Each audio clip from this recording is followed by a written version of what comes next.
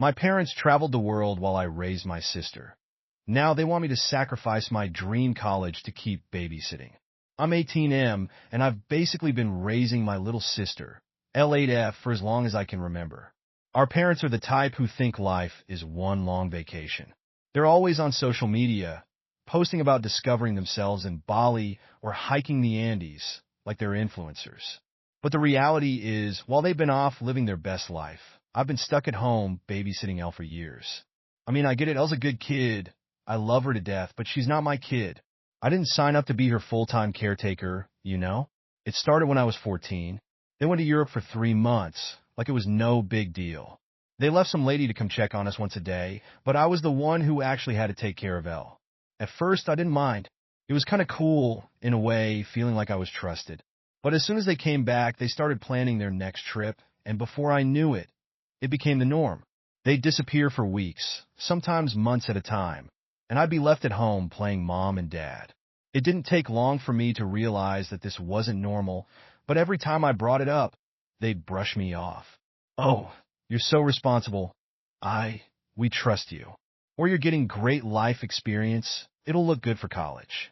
Like I should be grateful for being stuck at home while they gallivanted around the world. But what was I supposed to do? I was a kid, I didn't know any better, and I guess part of me thought, maybe this is just how it is. But deep down, I was counting down the days until I could move out and start my own life. I busted my ass in high school, stayed up late studying, took all the AP classes I could handle, got a great SAT score, and it paid off. I got into my dream school, out of state, with a partial scholarship. For the first time in years, I felt like I had a future to look forward to, like I could finally get out of the house and live my life. But when I told my parents, they didn't react the way I expected. I was sitting at the kitchen table, excited to tell them the news, expecting maybe a congrats or even just a nod of approval. Instead, my mom looked at my dad like I'd said something crazy. She was the first to speak. But what about Elle? I blinked. What about her? Well, my mom said, like it was obvious, who's going to take care of her if you go off to college? I stared at her, waiting for her to start laughing or tell me she was joking. But she wasn't. She was dead serious. You're not serious, I said, leaning back in my chair. You're her parents. Why would I be responsible for her when you're home? We've been planning a trip to South America, my dad said, like it was the most normal thing in the world. We thought you'd stay home and take care of her, at least for your first year of college. You can go to community college here and transfer later. I felt my heart drop into my stomach. You thought I'd stay home after all the work I put into getting into my dream school? My mom sighed, already annoyed, like I was being difficult. You need to think about what's best for the family. Elle needs stability, and you're part of that. I couldn't believe what I was hearing. They were seriously asking me to put my future on hold, just like that, to keep babysitting? I stood up, trying to keep my voice steady. I'm not giving up my future to stay home and take care of Elle. I'm going to college. Out of state, that's final. My dad put down the paper he was reading and looked at me, his voice colder than I'd ever heard it. You're being selfish. We've given you everything. And this is how you repay us? By abandoning your sister? After all we've done for you? I couldn't even speak. I felt like I'd just been punched in the gut. I turned and walked out of the room, slamming the door behind me. I went up to my room, trying to process everything, but all I could think was, they don't care about me. They only care about what I can do for them. The next few weeks were hell. They didn't bring it up again, but they made it clear that they expected me to cave. Every time I mentioned college, my mom would change the subject, or my dad would say something like, we'll see what happens when the time comes.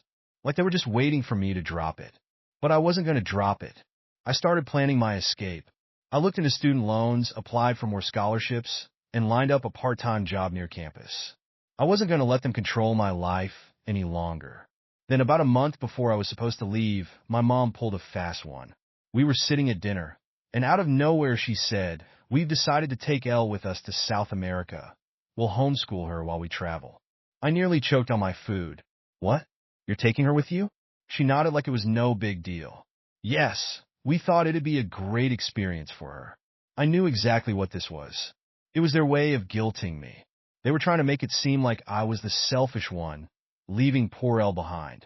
They thought if they dangled her in front of me, I'd feel bad and back out of my plans. But I wasn't falling for it. That's fine, I said, keeping my voice steady. You're her parents. You should take her. My mom looked taken aback, like she didn't expect me to agree so easily. You don't mind? No. Do what you want. I could see the gears turning in her head. They were realizing that their plan wasn't working, but they didn't give up that easily.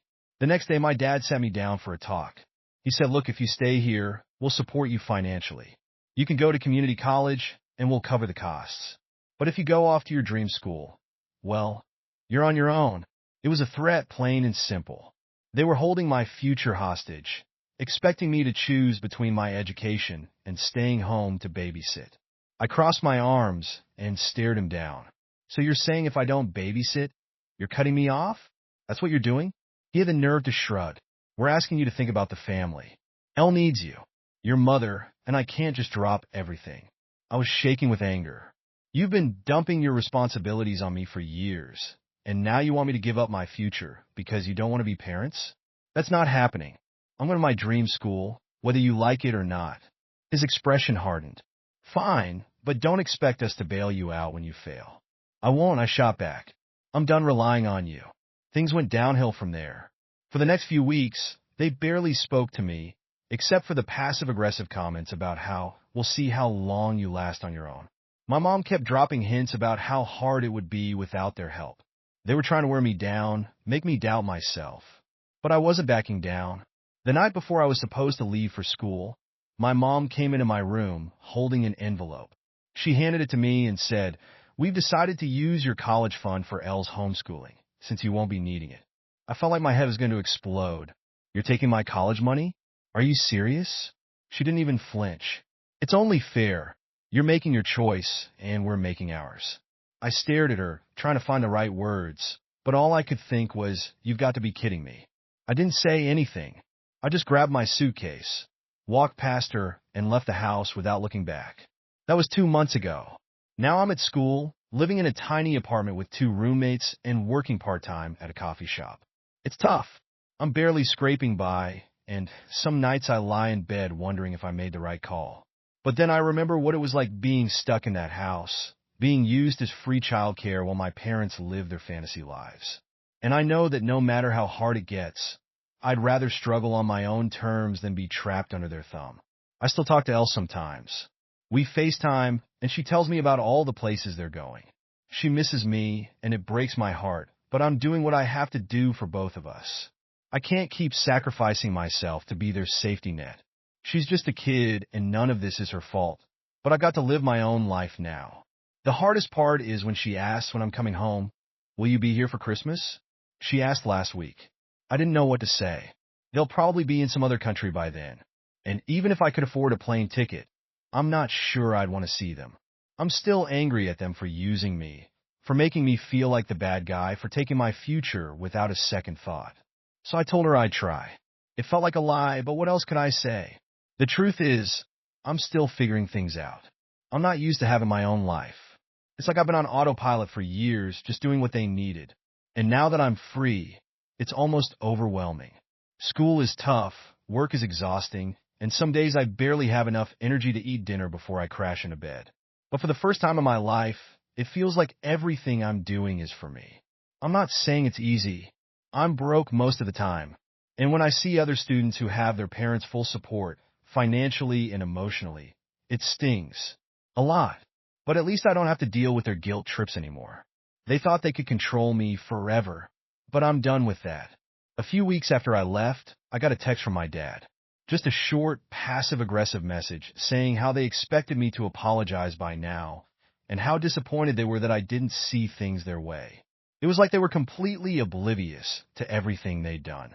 No mention of all the years they dumped Elle on me. No acknowledgement of how they manipulated me into giving up my childhood. Nothing. Just another guilt trip, wrapped in fake concern. I didn't reply. I blocked both of them after that, except for one email in case something happened with Elle. I don't regret it. They took enough from me already. And yeah, sometimes I miss the idea of a family, but not them. Not how they were. I miss what they should have been. But you can't miss something that never really existed, right? I guess I've had to learn the hard way that just because someone is your parent doesn't mean they have your best interests at heart. Now I'm focused on my future. I've got midterms coming up, Work's been crazy, and I've already started looking for internships for next summer. I'm building something for myself, slowly but surely. Every step I take away from that house, I feel more like myself, more like the person I'm supposed to be. It's funny though. I know my parents still think I'll come crawling back. They've always believed they could break me, that I'd fold under the pressure and return home to help the family. But they don't know me as well as they think they do. I've survived this long without their support, and I'm not about to give in now. Sometimes I wonder if they even realize what they've done. If they ever look at themselves and think, maybe we messed up. But I doubt it. They've always been too wrapped up in their own world to care about anyone else. As long as their Instagram looks good, they're happy. But me? I'm doing fine. Better than fine, actually. For the first time, I'm in control of my life. I'm making my own decisions, living on my own terms. It's not easy, but it's worth it. And if they can't handle that, it's their problem, not mine. I still think about Elle a lot. She's growing up fast, and I hate that I'm not there for her as much as I used to be. But I'm not abandoning her. I'm just choosing me for once.